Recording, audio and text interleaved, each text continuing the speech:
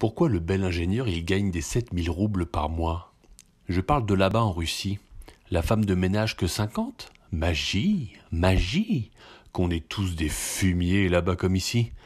Pourquoi la paire de tatanes elle coûte déjà 900 francs? Et un ressemelage bien précaire, j'ai vu, dans les 80. Et les hôpitaux? Celui, le beau du Kremlin à part, et les salles pour l'intourisme. Les autres sont franchement sordides, ils ne vivent guère qu'au 1/10 d'un budget normal.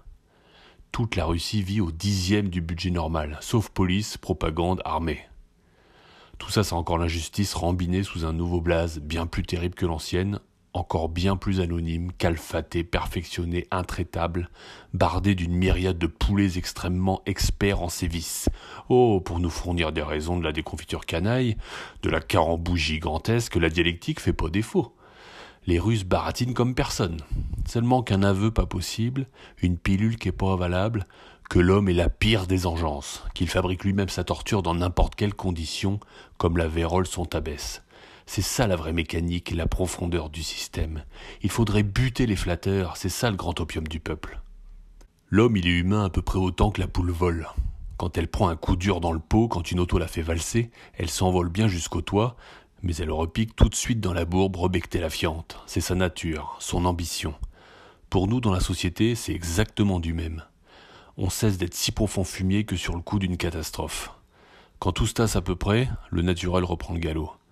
Pour ça même, une révolution, faut la juger 20 ans plus tard.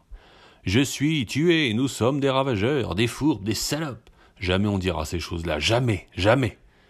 Pourtant, la vraie révolution, ça sera bien celle des aveux, la grande purification. Mais les soviets, ils donnent dans le vice, dans les artifices saladiers. Ils connaissent trop bien les goupilles. Ils se perdent dans la propagande. Ils essayent de farcir les troncs, de le faire passer au caramel. C'est ça l'infection du système. Ah, il est remplacé le patron. Ces violences, ces fadaises, ces ruses, toutes ces garceries publicitaires, on sait la farder la camelote. Ça n'a pas traîné Bézef. Ils sont remontés sur l'estrade, les nouveaux souteneurs. Voyez les nouveaux apôtres, grade-billes, des bien chantants.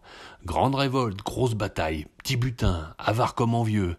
Toute la bagarre, c'était donc ça. En coulisses, on a changé de frime. Néo-Topaz, Néo-Kremlin, Néo-Garce, Néo-Lénine, Néo-Jésus. Ils étaient sincères au début. À présent, ils ont tout compris. Ceux qui comprennent pas, on fusille.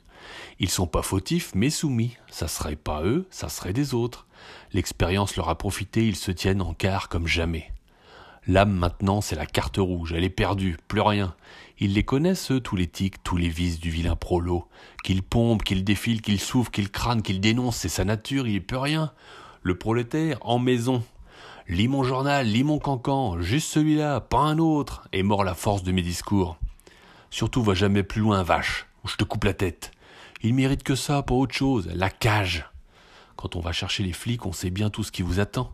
Et c'est pas fini encore, on fera bien n'importe quoi pour pas avoir l'air responsable. On bouchera toutes les issues, on deviendra totalitaire. Avec les juifs, sans les juifs, tout ça n'a pas d'importance. Le principal, c'est qu'on tue. Combien ont fini au bûcher parmi les petits croyants têtus pendant les époques obscures? Dans la gueule des lions, aux galères, inquisitionnés jusqu'aux moelles. Pour la conception de Marie, ou 3 versets du Testament. On peut même plus les compter. Les motifs, facultatifs, c'est même pas la peine qu'ils existent. Les temps n'ont pas changé beaucoup à cet égard-là. On n'est pas plus difficile. On pourra bientôt se calancher pour un fourbi qui n'existera pas, un communisme en grimace. Ça n'a vraiment pas d'importance au point où nous sommes. Ça, c'est mourir pour une idée où je m'y connais pas. On est quand même pur sans le savoir. À bien calculer quand on songe, c'est peut-être ça l'espérance. Et l'avenir esthétique aussi, des guerres qu'on saura plus pourquoi, de plus en plus formidables, qui laisseront plus personne tranquille, que tout le monde en crèvera, deviendra des héros sur place, et poussière par-dessus le marché, qu'on débarrassera la terre, qu'on n'a jamais servi à rien, le nettoyage par l'idée.